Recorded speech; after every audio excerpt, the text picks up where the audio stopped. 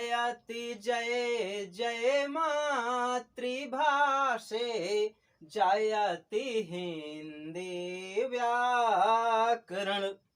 हाँ, मेरे social media साथियों, मित्रों, प्रेमियों, प्रिय एवं सम्मानित सभी छोटे बड़े भाई बहनों, बंधुओं, सज्जनों एवं प्रिय छात्र छात्राओं, मैं आशु कवि अजय शर्मा आपको आज अपने YouTube चैनल आशु कवि अजय शर्मा जी बांदा उत्तर प्रदेश के अंतर्गत छात्र हित में संचालित केवल ऑनलाइन अध्ययन सत्र अथवा स्टडी सेशन प्रथम त्रिभाषा संगम के अंतर्गत आज आपको अपनी मातृभाषा अर्थात हिंदी और हिंदी का व्याकरण पढ़ाने जा रहा हूं। आपका मेरे इस चैनल पर हार्दिक स्वागत है एवं अभिनंदन है। आइए अब हम पढ़ते हैं हिंदी। तो दोस्तों, हम आपको हिंदी का व्याकरण पढ़ाने जा रहे हैं। हिंदी व्याकरण में सबसे पहले ये जानते हैं हम क्या है, भाषा है हिंदी। तो हम इसके अंतर्गत भाषा एवं व्याकरण के अर्थ पर व्याख्या करेंगे। भाषा एवं व्याकरण, इसके अर्थ पर व्याख्या करेंगे, आपको इन दोनों का अर्थ बताएंगे। तो मित्रों, भाषा क्या है हम पढ़ेंगे। भाषा क्या है, भाषा को हम किस प्रकार परिभाषित कर सकते हैं। तो हम कह सकते हैं कि भाषा वह माध्यम है, भाषा किसका माध्यम है, एक प्रकार से कह सकते हैं संवाद। ठीक, संवाद, वार्तालाप अथवा संचार का एक माध्यम है, जिसके द्वारा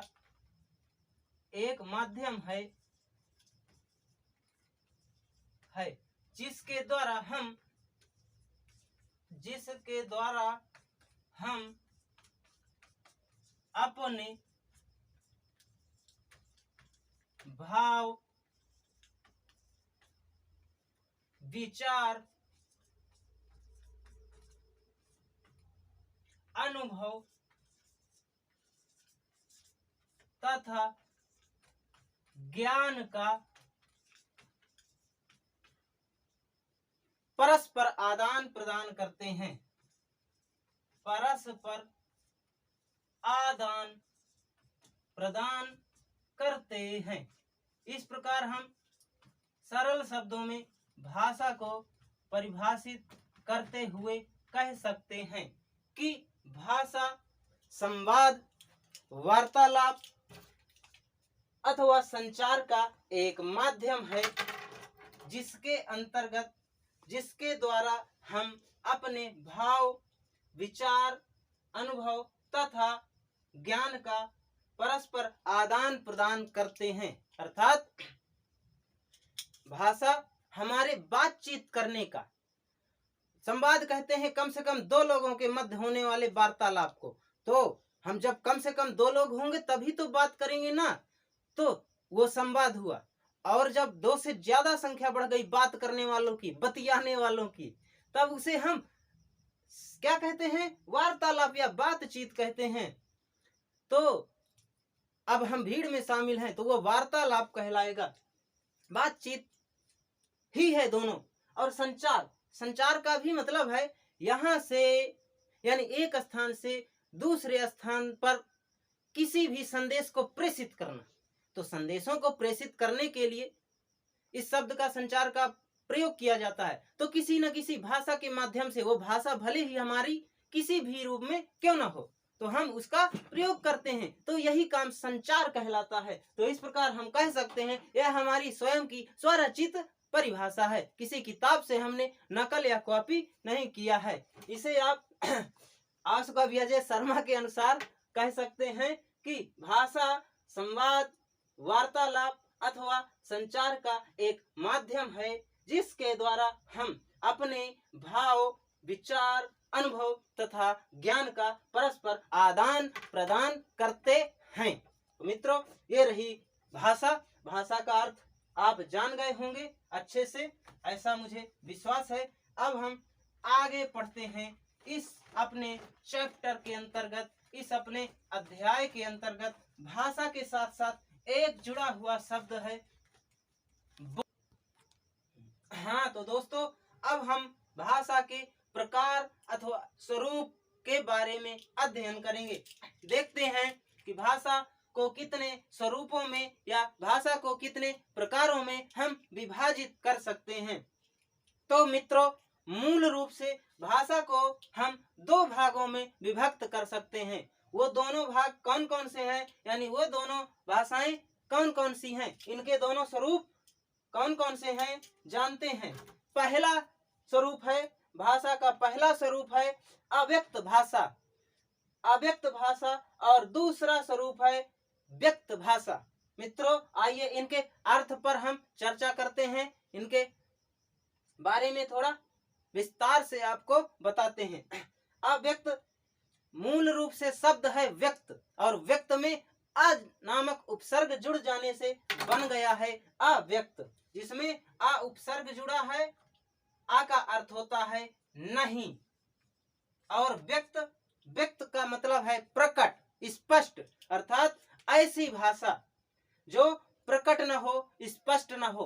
कहने का भाव ये है कि भाषा का वह स्वरूप जिसको सर्वसाधारण मनुष्य समझ नहीं सकता, बोल नहीं सकता, उसका अपने संवाद, वार्तालाप तथा संचार में प्रयोग नहीं कर सकता। इस प्रकार भाषा के ऐसे स्वरूप को हम अव्यक्त भाषा कहते हैं।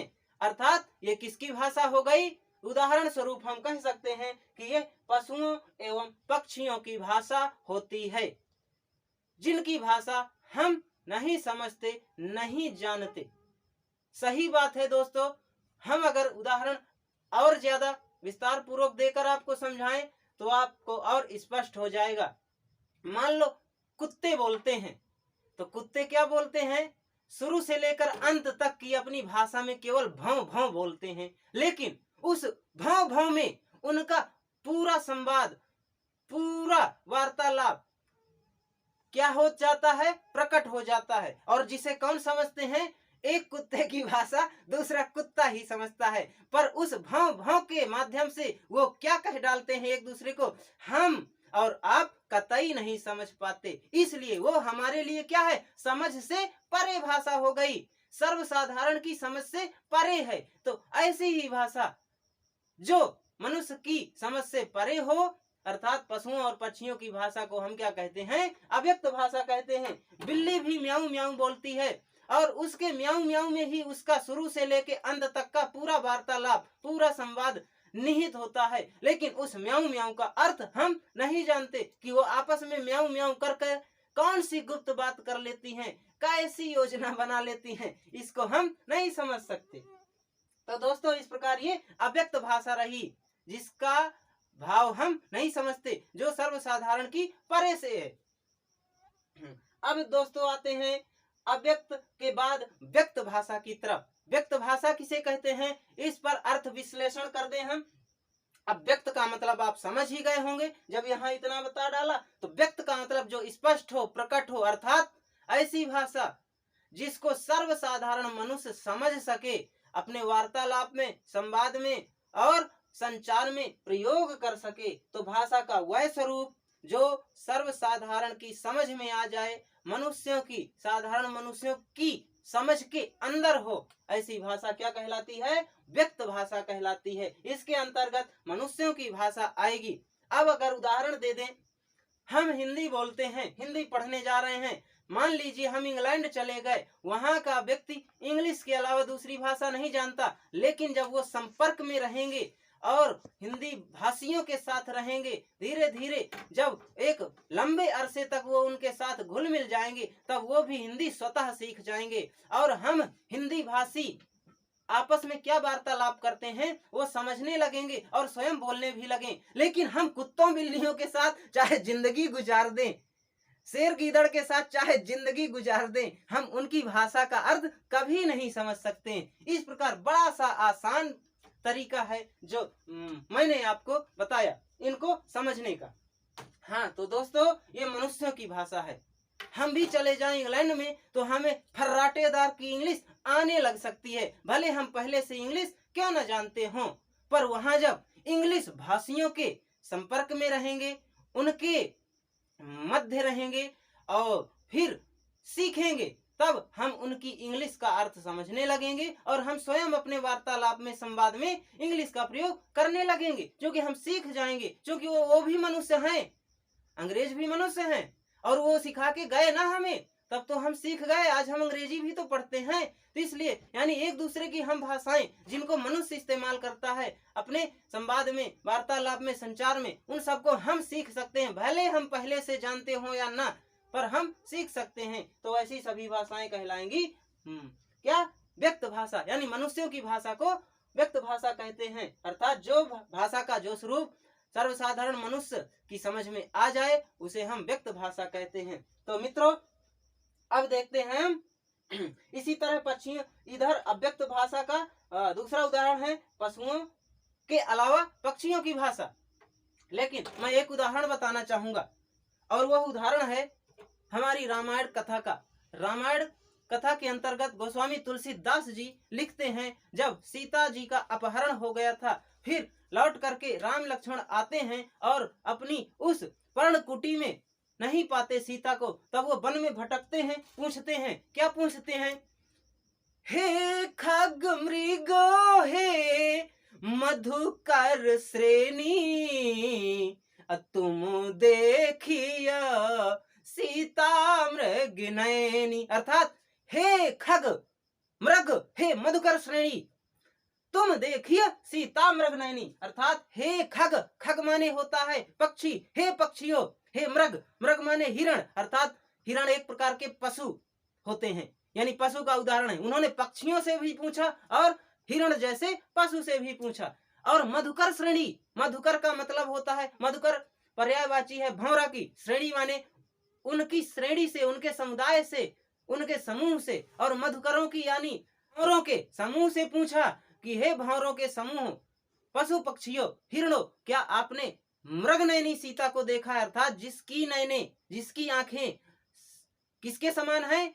मृग के आंखों के समान है, ऐसी मृग नयनी सीता को क्या आपने देखा है? तो हमें आश्चर्य होता है कि क्या उस समय के इंसान पशुओं, पक्षियों और भंवरे जैसे कीट पतंगों की भाषा भी क्या समझते थे? और क्या इंसान की भाषा को वह पशु, वह पक्षी, वह कीट पतंगे समझते थे, जिनसे राम और लक्ष्मण सीता के बारे में जानकारी जानना चाहते हैं? हो सकता है यह पहले ऐसा रहा हो। हाँ, हमारा विज्ञान कुछ भी कर सकता है। विज्ञान के अंतर्गत तो ये भी कहा गया है कि हमारी आपकी भावनाओं को तो पशु पक्षी के अलावा वो एक पेड़ भी जानता है, पेड़ वनस्पति जानता है। तभी तो हमारे भारतीय वैज्ञानिक जेसी बोस ने किस पर? पौधों पर एक रचना लिखी है, और उन्होंने उस रचना के माध्यम से यह बताया है कि पक्षी क्या पौधे भी वार्तालाप करते हैं, आपकी भावनाओं को समझते हैं। आप उनके साथ जैसा व्यवहार करते हैं, उस व्यवहार को वो भांपते हैं, समझते हैं, आपकी संवेदनाएं समझते हैं। यानी पौधे वनस्पति जैसे जीवधारी भी मनुष्यों की, पशुओं पक्षियों की भावनाएं, उनकी संवेदनाएं समझते हैं। तो हो सकता है ऐसा तब रहा हो, लेकिन आज ना तो मैं जानता हूँ पशुओं की और पक्षियों की और भंवरों की भाषा, ना आप। तो हम तो आज यही पढ़ेंगे इस संदर्भ में, जिस संदर्भ में मैं आपको पढ़ाने जा रहा था वह क्लियर हो गया, स्पष्ट हो गया। आगे हम देखते हैं अब व्यक्त भाषा के स्वरूप हैं, इसके भेद हैं। कितने भेद हैं साथियों?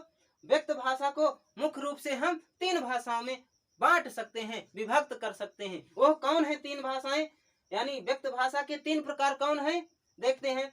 पहला प्रकार है मौखिक भाषा, इसी को हम कथित भाषा भी कहते हैं। मौखिक का मतलब है जो मुख से बोली जाए, कथित का मतलब है कहने वाली, कही जाए, मुख से कही जाए, इस प्रकार ये मौखिक भाषा है। दूसरा भेद है व्यक्त भाषा का, लिखित एवं मुद्रित भाषा। लिखी जाए, जो पेन और कागज के सहयोग से लिखी जाए अथवा उपकरणों के माध्यम से, मशीन कंप्यूटर से छापी भी जाए, ऐसी भाषा। मुद्रित का अर्थ होता है छापने से, तो इस प्रकार जिसका मुद्रण किया जाए और जो कागज पेन में लिखी जाए वो भाषा लिखित या मुद्रित भाषा कहलाती है। साथियों, व्यक्त भाषा का तीसरा भेद है सांकेतिक भाषा। जैसा कि आप समझ गए होंगे, शब्द जिस तरह अपनी व्याख्या स्वयं कर रहा है उसे आप समझ रहे होंगे। सांकेतिक का मतलब संकेत से, संकेतों के माध्यम से जो भाषा व्यक्त की जाती है, सांकेतिक भाषा है। इसे हम प्रतीकात्मक भाषा से भी कहते हैं, प्रतीकात्मक भाषा के नाम से भी इसे जानते हैं। प्रतीक का मतलब है एक प्रकार का चिन्ह। हम किसी भी प्रकार के चिन्हों के माध्यम से, संकेतों के माध्यम से जब अपने वार्तालाप को, अपने संवाद को व्यक्त करते हैं, अपने संचार को व्यक्त करते हैं, तो वह भाषा सांकेतिक भाषा हो गई। इस प्रकार कह सकते हैं व्यक्त भाषा का वह स्वरूप जो मुख से बोला जाता है, कानों से सुना जाता है, उसे हम मौखिक भाषा कहते हैं। फिर लिखित भाषा को कहेंगे व्यक्त भाषा का वह भेद जो कागज और पेन के माध्यम से लिखा जाए तथा उपकरणों, कंप्यूटर जैसे उपकरणों, मशीनों से छापा जाए, उसे हम लिखित भाषा कहते हैं।